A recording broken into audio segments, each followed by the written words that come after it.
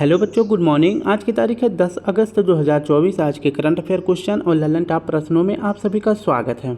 बच्चों, आज हम 10 अगस्त के 10 करंट अफेयर क्वेश्चन और इसके साथ साथ हर प्रश्न के नीचे 3 से 4 ललन टॉप प्रश्न को करने वाले हैं। यहाँ से हम 50 करंट अफेयर क्वेश्चन रिवीजन के तौर पर देखेंगे और साथ साथ में आज हम पढ़ने वाले हैं मैदान सीरीज का पार्ट 32। मैदान सीरीज का पार्ट आज हमारा 32 रहेगा, जिसमें हम 20 करंट अफेयर क्वेश्चन रिवीजन करेंगे, जो कि 6 से 7-8 महीने पुराने करंट अफेयर क्वेश्चन रहेंगे, जो कि आने वाले एग्जाम जैसे RO, यूपी पुलिस, इन सभी एग्जामों के लिए बहुत ही महत्वपूर्ण प्रश्न साबित होगा। तो चलिए शुरू करते हैं 10 अगस्त के दैनिक समसामयिक सभी प्रतियोगी परीक्षाओं के लिए महत्वपूर्ण प्रश्न। पहला प्रश्न हमारा है, हाल ही में भारतीय वायुसेना ने किसके साथ संयुक्त अभ्यास उदार शक्ति 2024 का आयोजन किया है? तो उदार शक्ति अभ्यास किसके बीच में हुआ है? भारत और मलेशिया के बीच में हुआ है। इसकी व्याख्या देखें तो उदार शक्ति अभ्यास 2024 यह कैसा अभ्यास है? तो यह संयुक्त अभ्यास है, यह भारत और मलेशिया के बीच में हुआ है और यह अभ्यास वायुसेना का अभ्यास है। उदार शक्ति अभ्यास का आयोजन पूछे कहाँ किया गया है? तो इसका आयोजन किया गया है क्वांटन, मलेशिया में इसका आयोजन किया गया है। मलेशिया की राजधानी का क्या नाम है? तो मलेशिया की राजधानी का नाम है कुआलालंपुर। मलेशिया की मुद्रा का क्या नाम है? रिंगिट यहाँ की मुद्रा है। मलेशिया और भारत के बीच में और कौन कौन से अभ्यास होते हैं? एक तो हरिमो शक्ति अभ्यास, ये याद रखना है, और एक तो दूसरा याद रखना है उदार शक्ति अभ्यास। नेक्स्ट हमारा है गरुड़ अभ्यास। गरुड़ शक्ति अभ्यास किसके बीच में होता है? तो गरुड़ शक्ति अभ्यास भारत और इंडोनेशिया के बीच में होता है। इसके बाद कुछ और महत्वपूर्ण अभ्यास देखते हैं। संप्रीति अभ्यास, बोंगो सागर अभ्यास, ये दोनों अभ्यास किसके बीच में होता है? तो इंडिया और बांग्लादेश के बीच में होता है। नॉर्डिक अभ्यास, एलिफेंट अभ्यास, ये दोनों अभ्यास इंडिया और मंगोलिया के बीच में होने वाला अभ्यास है। मित्र शक्ति अभ्यास किसके बीच में होता है? तो इंडिया और श्रीलंका के बीच में होता है। सूर्य किरण अभ्यास भारत और नेपाल के बीच में होने वाला अभ्यास है। मैत्री अभ्यास और आयुत्य अभ्यास, ये दोनों अभ्यास इंडिया और थाईलैंड के बीच में होता है। दूसरा प्रश्न हमारा है, सॉवरेन वेल्थ फंड इंस्टीट्यूट की सबसे अमीर केंद्रीय बैंकों की सूची में RBI को कौन सा स्थान मिला है? 10वां स्थान, 11वां स्थान, 12वां या 13वां? तो इसका सही जवाब हो जाएगा RBI को 12वां स्थान मिला है। सॉवरेन वेल्थ फंड इंस्टीट्यूट, इसके द्वारा जो है केंद्रीय सूची बैंकों की 2024 की रिपोर्ट जारी की गई है। केंद्रीय बैंकों की सूची 2024 जारी की गई है और इस सूची में बताया गया है सबसे अमीर केंद्रीय बैंक कौन सा है। तो पहले स्थान पर सबसे अमीर केंद्रीय बैंक है फेडरल बैंक, और ये कहाँ का बैंक है? यह USA का बैंक है। दूसरे स्थान पर किसका बैंक है? तो यह चीन का बैंक है। तीसरे स्थान पर जापान का बैंक है। और वहीं बात करें RBI का कौन सा स्थान है सबसे अमीर केंद्रीय बैंकों में? तो RBI का स्थान है 12वां स्थान। अगर पूछे RBI की टोटल कितनी संपत्ति है, तो 70.47 ट्रिलियन यह RBI की पूरी संपत्ति है। तो सॉवरेन वेल्थ फंड इंस्टीट्यूट के अनुसार केंद्रीय बैंकों की सूची में RBI का स्थान 12वां है, ये याद रखना है। और इसके बाद पहला स्थान फेडरल बैंक का है, USA का है। तो ये इतना पहला, और इसके बाद अपने भारत का याद रखना है, ठीक है। नेक्स्ट देख लेते हैं RBI की स्थापना कब हुई थी। RBI की स्थापना 1 अप्रैल 1935 को हुआ था। आयोग, अगर पूछे RBI की स्थापना किस आयोग की सिफारिश पर किया गया था, तो यंग हिल्टन आयोग या फिर इसे शाही आयोग भी कहते हैं।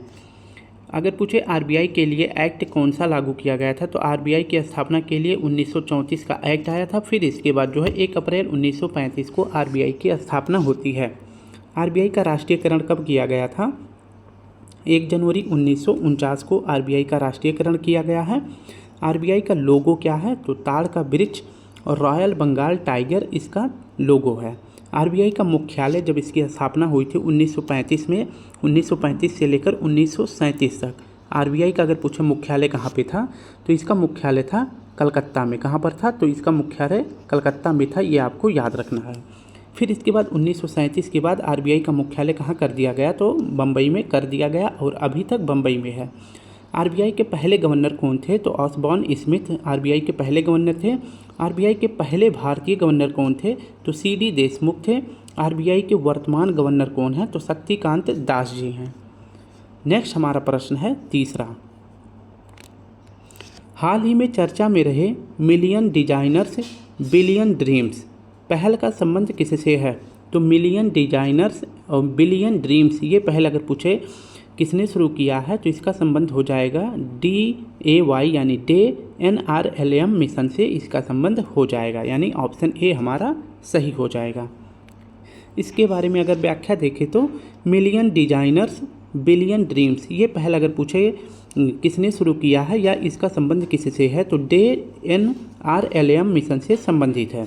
अगर पूछे इसका अर्थ क्या है तो मिलियन डिजाइनर्स का अर्थ है डिजाइनर्स के अंदर स्किल डेवलपमेंट करना, यानी जो डिजाइनर्स होते हैं जैसे घर का मैप बनाते हैं या फिर किसी कंपनी का मैप बनाते हैं या कोई चित्र बनाते हैं तो उनके अंदर जो है स्किल डेवलपमेंट करने के लिए और साथ साथ उनका जो जीवन है उसको बेहतर उनकी आजीविका को बेहतर करने के लिए बिलियन डिजाइनर्स और बिलियन ड्रीम्स पहल शुरू किया गया है। NRLM मिशन के द्वारा यह पहल शुरू किया गया है। अब हम देखते हैं कि NRLM का फुल फॉर्म क्या होता है। तो D से हो जाता है दीनदयाल, A से हो जाता है अंत्योदय, Y से हो जाता है योजना। तो ये हो जाता है डे का फुल फॉर्म। इसके बाद बात करते हैं NRLM का फुल फॉर्म क्या होता है। N से हो जाएगा नेशनल, R से हो जाएगा रूरल, L से हो जाएगा लिवलीहुड और M से हो जाएगा मिशन। तो नेशनल रूरल लिवलीहुड मिशन इसका फुल फॉर्म होता है।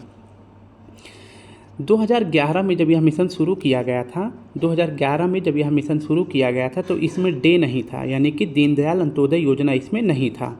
फिर क्या था तो इसमें था नेशनल रूरल लिवलीहुड मिशन। यह हुआ करता था जिसको हिंदी में क्या कहते थे, राष्ट्रीय ग्रामीण आजीविका मिशन, जिसको 2011 में शुरू किया गया था। और अगर बात करें कि किस मंत्रालय के द्वारा राष्ट्रीय ग्रामीण आजीविका मिशन शुरू किया गया था तो ग्रामीण विकास मंत्रालय के द्वारा यह मिशन शुरू किया गया था। इसके बाद 2015 में इसमें जो है डे जोड़ दिया जाता है, यानी कि दीनदयाल अंत्योदय योजना जोड़ दिया जाता है। फिर इसका पूरा नाम हो जाता है दीनदयाल अंत्योदय योजना नेशनल रूरल लिवलीहुड मिशन, इसका फुल फॉर्म हो जाता है। ये कोई योजना आप सभी के लिए ये प्रश्न है, आप सभी हमें कमेंट बॉक्स में इसका जवाब देंगे। PM आदर्श ग्राम योजना कब शुरू किया गया था। इसके बाद PM ग्राम सड़क योजना कब शुरू किया गया तो यह 25 दिसंबर सन 2000 को शुरू किया गया था। एक प्रश्न आप सभी के लिए है, ये आप हमें कमेंट बॉक्स में ज़रूर बताएंगे, गूगल करेंगे तो आपको याद हो जाएगा, ठीक है। तो कमेंट बॉक्स में हमको इसका जवाब ज़रूर बताएँ। नेक्स्ट हमारा प्रश्न है चौथा, हाल ही में किस देश में स्थित द्वीप क्यूशू पर 7.1 की तीव्रता का शक्तिशाली भूकंप आया है। किस द्वीप पर तो क्यूशू द्वीप पर 7.1 की तीव्रता का भूकंप आया है। इस द्वीप का संबंध किससे है, इंडोनेशिया, फिलीपींस, जापान, चीन। तो इसका सही जवाब हो जाएगा ऑप्शन सी। इसकी व्याख्या देखें तो जापान के प्रमुख अगर पूछे कितने द्वीप हैं तो जापान के प्रमुख 4 द्वीप हैं, जिनमें पहला है Honshu, Kyushu, Hokkaido, Honshu, Kyushu, Shikoku. ये 4 द्वीप हैं, जापान के प्रमुख 4 द्वीप हैं, ठीक है। वैसे छोटे बड़े बहुत सारे द्वीप हैं लेकिन 4 ही पर लोग रहते हैं। और अब बात करते हैं कि 7.1 तीव्रता का भूकंप अगर पूछे किस द्वीप पर आया था तो क्यूशू द्वीप पर आया था, यानी जो तीसरे नंबर का द्वीप है क्यूशू पर 7.1 तीव्रता का भूकंप आया था, जो काफ़ी नुकसानदायक रहा है और यहाँ पर अलर्ट भी जारी किया गया है। अब बात करते हैं जापान में सर्वाधिक भूकंप और सुनामी आने का क्या कारण है। आप सभी को पता है कि जो जापान में जो है पर डे कम से कम 10 से 15 भूकंप और सुनामीज आती रहती हैं। तो इसका रीज़न क्या है तो जापान जो है पैसिफिक रिंग ऑफ फायर में स्थित है। पैसिफिक रिंग ऑफ फायर के अंतर्गत जापान देश आता है, इस कारण यहाँ पे सबसे ज़्यादा भूकंप और ज्वालामुखी देखने को मिलता है, यानी प्रशांत अग्निवलय मेखला में जापान स्थित होने के कारण यहाँ पर सबसे ज़्यादा भूकंप और सुनामी आती है। नेक्स्ट बात करते हैं जापान की जो 4 द्वीप हैं उनमें से टोक्यो अगर पूछे जो कि जापान की राजधानी है किस द्वीप पर स्थित है तो होन्शु द्वीप पर स्थित है। जापान में जो संसद है इसको डाइट कहते हैं। जापान की मुद्रा का क्या नाम है, येन है। और जापान के PM कौन है तो फूमियो किशिडो वर्तमान में जापान के PM है। विश्व का सबसे बड़ा द्वीप पूछे कौन सा है तो ग्रीनलैंड है। फिलीपींस की जो राजधानी है मनीला अगर पूछे किस द्वीप पर स्थित है तो मनीला लुजोन द्वीप पर स्थित है। ताइवान किस द्वीप पर स्थित है तो ताइवान फार्मोसा द्वीप पर स्थित है। अगर द्वीपों का द्वीप पूछे किसे कहते हैं, यानी द्वीपों का द्वीप पूछे किसे कहते हैं तो यह कहलाता है इंडोनेशिया। क्या कहलाता है, इंडोनेशिया कहलाता है। 5वां प्रश्न है, हाल ही में नीरज चोपड़ा ने पेरिस ओलंपिक 2024 में भाला फेंक स्पर्धा में कौन सा पदक जीता है? तो नीरज चोपड़ा जी ने रजत पदक जीत लिया है, यानी सिल्वर मेडल जीता है पेरिस ओलंपिक में। इसके बारे में पूरी अध्ययन करते हैं। पेरिस ओलंपिक 2024 इसका शुभंकर क्या है? तो इसका शुभंकर है फ्रीज। इसमें नीरज चोपड़ा जी का अगर पूछे कौन सा खेल है, तो इनका भाला फेंक है। इन्होंने भाला फेंक में कौन सा पदक जीता है? तो रजत पदक यानी सिल्वर मेडल जीत लिया है। इन्होंने भाला कितनी दूर फेंका है? तो भाला फेंका गया है नीरज चोपड़ा जी के द्वारा 89.45 मीटर इन्होंने दूर भाला फेंककर सिल्वर मेडल जीत लिया है। जबकि अगर पूछे गोल्ड किसने जीता है, तो गोल्ड मेडल जीता गया है पाकिस्तान के एक प्लेयर है, मैंने नाम थोड़ा सा मुझे इनका नाम है नदीम नाम है, पूरा नाम नहीं याद है, लेकिन इनका नाम है नदीम, ठीक है। तो नदीम जी ने 92.97 मीटर जो है दूर भाला फेंककर एक नया वर्ल्ड रिकॉर्ड बना दिया है और इन्होंने गोल्ड मेडल जीता है। और ये कहाँ के प्लेयर है? तो ये पाकिस्तान के हैं। तो भारत के जो प्लेयर हैं नीरज चोपड़ा जी रजत पदक जीते हैं, जबकि पाकिस्तान के जो प्लेयर हैं नदीम, इन्होंने 92.97 न्यू वर्ल्ड रिकॉर्ड बनाकर भाला फेंक में गोल्ड मेडल जीत लिया है। पेरिस ओलंपिक में भारत की तरफ से कितने खिलाड़ियों ने भाग लिया है? तो टोटल 117 खिलाड़ियों ने भाग लिया है और 117 खिलाड़ी जो है 16 खेल खेलेंगे। नेक्स्ट हमारा है, भारतीय ध्वजवाहक उद्घाटन समारोह की कौन बनाए गए थे? तो उद्घाटन समारोह की ध्वजवाहक बनाई गई थी पीवी सिंधु और इनके साथ साथ शरद कमल बनाए गए थे। जबकि समापन समारोह के ध्वजवाहक कौन बनाए गए थे? तो मनु भाकर और PR सिरजेश बनाए गए थे। नेक्स्ट हमारा प्रश्न है, अगर अब तक बात करते हैं पेरिस ओलंपिक 2024 में भारत ने कुल कितने पदक जीते हैं? तो कल तक जो है भारत ने 5 कांस्य पदक और 1 रजत पदक जीते हैं। अब देख लेते हैं 5 कांस्य पदक किसने जीता है? मनु भाकर ने।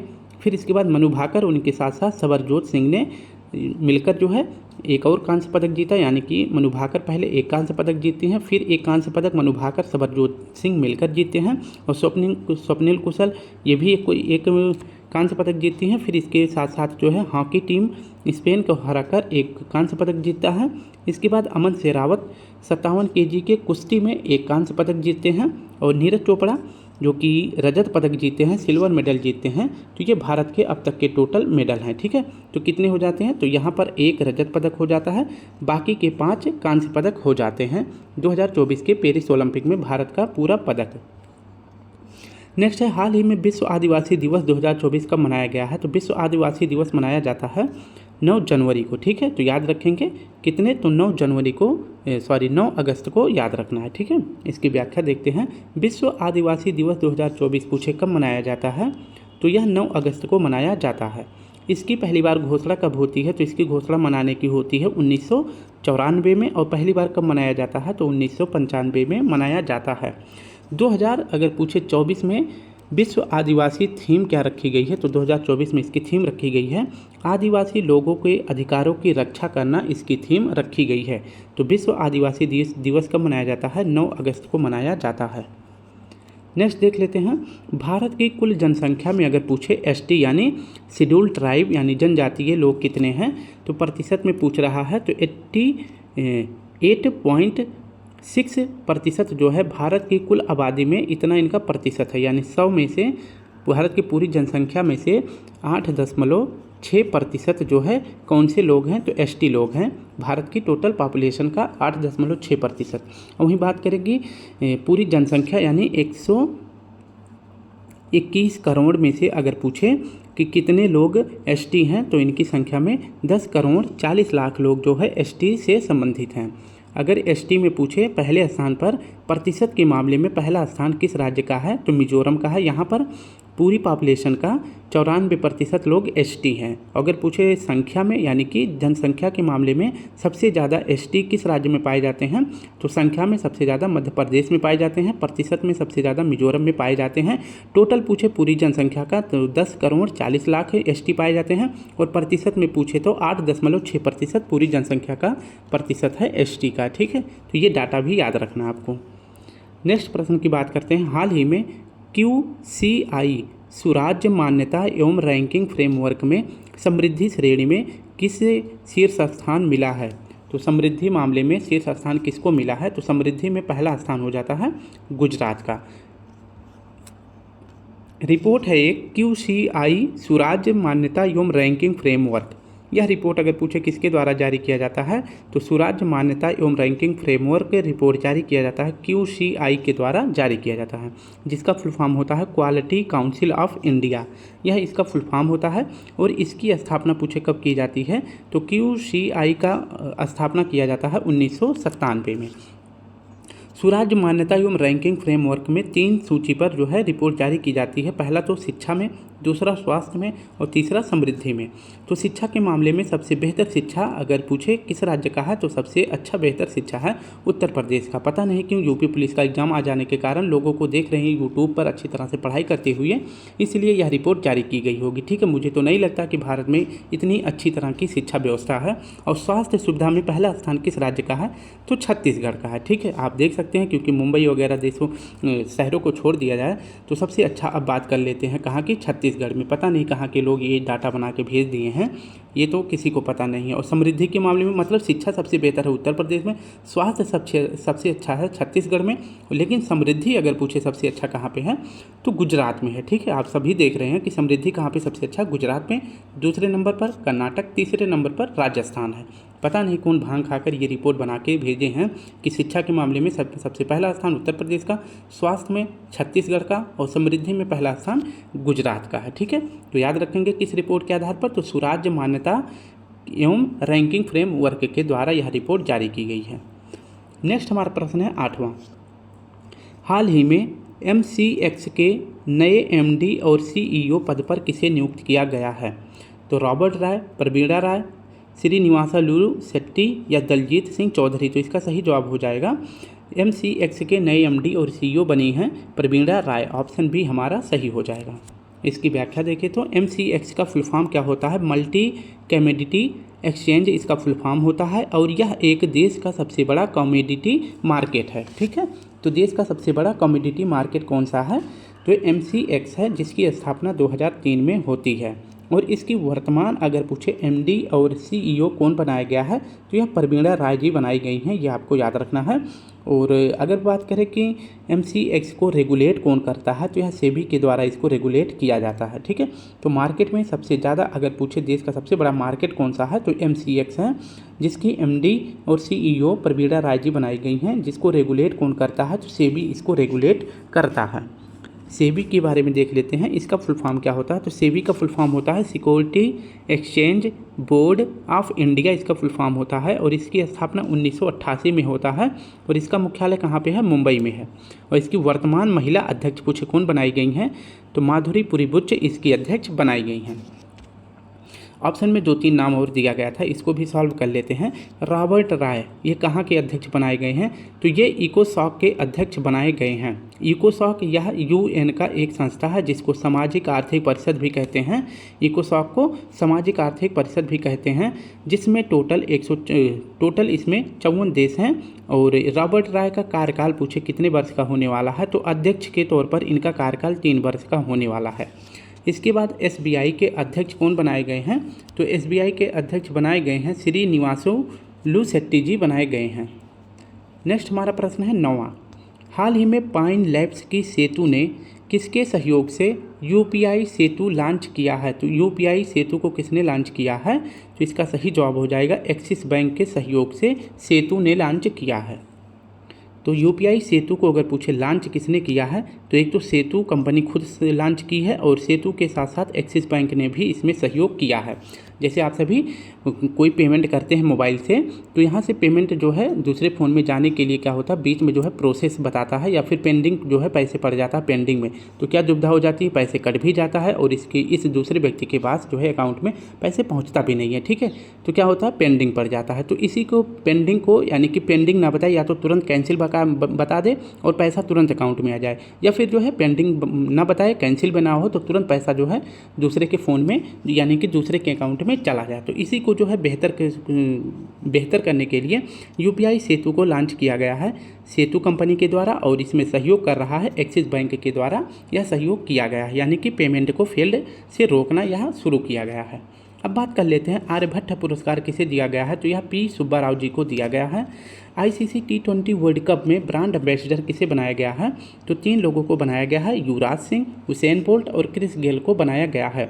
अगर पूछे आईसीसी T20 वर्ल्ड कप का विजेता कौन बना है, तो विजेता बना है भारत यानी आई फॉर इंडिया बना है। और उप विजेता अगर पूछे किसके बीच में फाइनल खेला गया था, तो साउथ अफ्रीका के बीच में खेला गया था। तो विजेता कौन बनता है? विजेता अपना भारत बन जाता है, उप विजेता साउथ अफ्रीका बन जाता है। नेक्स्ट हमारा है पहला महासागर दशक सम्मेलन 2024 कहाँ पर हुआ था? तो यह हुआ था स्पेन में। देश के पहले बहुराष्ट्रीय ग्रीन हाइड्रोजन प्रोजेक्ट की शुरुआत पूछे किस राज्य में हो रही है? तो हिमाचल प्रदेश में हो रहा है। और देश का पहला जो बहुराष्ट्रीय ग्रीन हाइड्रोजन प्रोजेक्ट है किस कंपनी के द्वारा शुरू किया गया है? तो सतलुज जल विद्युत निगम के द्वारा शुरू किया गया है। इसके बाद आज का हमारा आखिरी करंट अफेयर है, फिर इसके बाद हम 20 करंट अफेयर क्वेश्चन का रिवीजन करेंगे। 9 अगस्त 2024 को काकोरी ट्रेन एक्शन का शताब्दी समारोह किसने प्रारंभ किया है? तो यह शुरू किया गया है काकोरी ट्रेन एक्शन। अगर पूछे यह घटना किस राज्य से संबंधित है, तो यह यूपी से संबंधित है। तो इसके लिए यूपी सरकार ने शताब्दी समारोह प्रारंभ किया है। तो इसका सही जवाब हो जाएगा ऑप्शन डी। इसके बारे में व्याख्या देखें तो काकोरी ट्रेन एक्शन, पहले इसका नाम क्या हुआ करता था? तो काकोरी ट्रेन डकैती इसका नाम हुआ करता था। फिर इसके बाद जो है उत्तर प्रदेश सरकार ने इसका नाम बदल के काकोरी ट्रेन एक्शन कर दिया, ठीक है। और अगर पूछे काकोरी ट्रेन एक्शन कब हुआ था, तो यह घटना हुई थी 9 अगस्त 1924 को 1925 को हुआ था, ठीक है। तो यह एक्शन कब हुआ था? तो 1925 को हुआ था, ये आपको याद रखना है। ये थोड़ा सा यहाँ पे टाइपिंग गलत है, 1925 को हुआ था काकोरी ट्रेन एक्शन। और इस एक्शन में पूछे कौन कौन से लोग शामिल थे, तो इसमें 5 क्रांतिकारी लोग शामिल थे। एक तो चंद्रशेखर आज़ाद जी, राजेंद्र लाहिड़ी, अशफाक उल्लाह खां, राम प्रसाद बिस्मिल और रोशन लाहिड़ी। तो ये 5 लोग इसमें शामिल थे। इन 4 को जो है 1927 में फांसी दे दी जाती है। 1927 में इन 4 लोगों को फांसी दे दी जाती है। और चंद्रशेखर आज़ाद जी जो कि प्रयागराज के मिंटो पार्क जिसे कहा जाता था, अब उसका नाम जो है चंद्रशेखर आज़ाद कर दिया जाता है। ये इसमें स्वयं को जो है गोली मारकर अपनी क्या कर लेते हैं, शहीद कर लेते हैं खुद को देश के लिए, ठीक है। तो ये पकड़ में नहीं आते क्योंकि इनका नाम क्या था, आज़ाद, इसलिए ये अंग्रेजों के पकड़ में नहीं आते। इन्होंने खुद को गोली मार ली और बाकी के 4 लोगों को जो है 1927 में फांसी दे दी जाती है। तो ये हो जाता है हमारा इतिहास। अब देख लेते हैं कि काकोरी ट्रेन एक्शन का जो है 100 वर्ष की गांठ पर 9 अगस्त 2024 को पूरा हो जाता है 100वीं वर्षगांठ। इसी की याद में जो है यूपी सरकार के द्वारा काकोरी शौर्य गाथा एक्सप्रेस चलाया जाता है, यानी कि एक ट्रेन चलाया जाता है जिसका नाम है काकोरी शौर्य गाथा ट्रेन। यह शुरू किया जाता है और इसको लॉन्च किया जाता है। और यह जो है इन महान क्रांतिकारियों के बारे में शौर्य गाथा की कहानी बताएगा, ठीक है। इस पर जो है आप सभी यात्रा नहीं कर सकते हैं, ये सिर्फ शुरू किया गया है। इस पर जो है यात्री के लिए यह शुरू नहीं किया गया है, यह क्रांतिकारियों के बारे में बताने वाला है। नेक्स्ट अगर प्रश्न की बात कर लेते हैं, करंट अफेयर रिवीजन। यह हमारा प्रैक्टिस सेट नंबर 11 है, जिसमें हम 20 करंट अफेयर क्वेश्चन का रिवीजन करेंगे सिर्फ 10 मिनट के अंदर, ठीक है। तो आप सभी को वीडियो अच्छी लगे तो ज़रूर लाइक करें, कोई प्रॉब्लम हो तब भी बताएं, ठीक है। तो शुरू करते हैं। राष्ट्रीय सिविल सेवा दिवस 2024 कब मनाया गया है? तो 21 अप्रैल को मनाया गया है। BH3 यह क्या है? तो यह सबसे बड़ा ब्लैक होल है जिसकी खोज अभी करी गई है। तो अगर पूछे कि सबसे बड़ा ब्लैक होल का क्या नाम है, तो BH3 है। भारत का शीर्ष इलेक्ट्रॉनिक निर्यात राज्य, यानी कि इलेक्ट्रॉनिक चीज़ों के निर्यात के मामले में तमिलनाडु देश में पहला स्थान रखता है। बलराज पवार ये कौन है? तो बलराज पवार जी ये पेरिस ओलंपिक 2024 में रोइंग इवेंट यानी नौकायन के क्षेत्र में कोटा प्राप्त करने वाले पहले भारतीय बन गए हैं बलराज पवार। पृथ्वी दिवस कब मनाया जाता है? तो 22 अप्रैल को मनाया जाता है। इस बार इसकी थीम रखी गई है 2024 में ग्रह वर्सेस प्लास्टिक, यानी ग्रह और प्लास्टिक इसकी थीम रखी गई है। आर्टेमिस समझौते में शामिल होने वाला 39वां देश कौन सा है? यानी कि नवीनतम देश जो आर्टेमिस मिशन में शामिल हुआ है स्लोवाकिया है, जो कि 39वें क्रम का है। और भारत जो है जब शामिल हुआ था तो 37वें क्रम का देश भारत बना था। आर्टेमिस मिशन का यह किससे संबंधित है? तो चांद को पर मनुष्य को दोबारा चांद पर भेजने के लिए आर्टेमिस मिशन किसके द्वारा शुरू किया गया है? तो नासा के द्वारा शुरू किया गया है। नासा जो है यह USA की स्पेस एजेंसी है। हिंदुस्तान जिंक लिमिटेड को चांदी उत्पादन में वैश्विक स्तर पर कौन सा स्थान मिला है? तो हिंदुस्तान कंपनी को चांदी उत्पादन में विश्व में कौन सा स्थान मिला है? तो तीसरा स्थान मिला है। कैंडिडेट शतरंज टूर्नामेंट का खिताब जीतने वाले सबसे कम उम्र के चैलेंजर कौन बन गए हैं? तो कैंडिडेट शतरंज का टूर्नामेंट का खिताब जीतने वाले सबसे कम उम्र के चैलेंजर बन गए हैं D गुकेश। और पूछे कि 50वें ग्रैंड मास्टर कौन बन गए हैं, यानी नवीनतम ग्रैंड मास्टर भारत के कौन बने हैं, तो श्याम निखिल हैं। और श्याम निखिल का पूछे कि इनका संबंध किस राज्य से है, तो ये तमिलनाडु से संबंधित हैं। वेलकम आदिशेषिया पुरस्कार 2024 किसे दिया गया है, तो सुरेंद्र जोधिका को दिया गया है। मुकेश दलाल ये जो है 18वीं लोकसभा के निर्विरोध एमपी चुने गए हैं, यानी कि इनके विरोध में कोई भी पार्टी के कोई भी व्यक्ति खड़े नहीं थे इनके विरोध में, और इसीलिए ये निर्विरोध चुने जाते हैं। और ये कहाँ से निर्विरोध चुने गए हैं, तो ये सूरत सीट से निर्विरोध चुने गए हैं। और पूछे कि ये किस पार्टी से सांसद बने हैं, तो ये बीजेपी पार्टी से सांसद बने हैं। वर्ष 2024 का world press photo of the year का अवार्ड किसे मिला है, तो यह मोहम्मद सलेम को मिला है, ये आपको याद रखना है। और इन्होंने कहाँ का फ़ोटो खींचा है, तो आप सभी को पता है इज़राइल और जो फ़िलिस्तीन के बीच में युद्ध हो रहा था, तो इसी फ़िलिस्तीन में जब इज़राइल अटैक कर रहा था, तो यहाँ पर एक महिला एक छोटी बच्ची को लेकर अपने गोद में बैठी थी। इसी का फ़ोटो मोहम्मद सलेम जी के द्वारा खींचा गया था, और इसे ही 2024 का world press photo of the year का अवार्ड मिला है। पहली बार हिंदी रेडियो का प्रसारण कहाँ से किया गया है, तो यह किया गया है कुवैत से। इंपॉर्टेंट क्वेश्चन है, इसलिए याद रखेंगे। पहला अंतर्राष्ट्रीय धनुष पर्यटन सम्मेलन कहाँ पर शुरू किया गया है, तो यह नेपाल में शुरू किया गया है। इंद्रधनुष जो निशान होता है या फिर जो उसमें झंडा होता है, वह किस समुदाय से संबंधित है, तो LGBTQ समुदाय से संबंधित है, जिसमें लड़का लड़के से प्यार करता है, लड़की लड़की से प्यार करता है। ठीक है, तो इस प्रकार के समुदाय को LGBTQ समुदाय कहते हैं। 14वां प्रश्न है, वासुकी इंडिया यह क्या है, तो यह विश्व का सबसे बड़ा सांप है, जिसके जीवाश्म की खोज कहाँ की गई है, तो गुजरात में किया गया है। ठीक है, तो वासुकी इंडिका इसके जीवाश्म की खोज कहाँ की गई है, गुजरात में की गई है, जो कि विश्व का सबसे बड़ा सांप बताया जाता है। विश्व पुस्तक और कॉपीराइट दिवस 2024 कब मनाया जाता है, तो यह 23 अप्रैल को मनाया जाता है। त्रिशूरपुरम फेस्टिवल 2024 यह आयोजन कहाँ किया जाता है, तो यह फेस्टिवल मनाया जाता है केरल में। Laureus world sports women of the year, तो sports women of the year का लॉरियस का वर्ल्ड कप किसे मिला है, तो एताना बोनामाती जी को मिला है।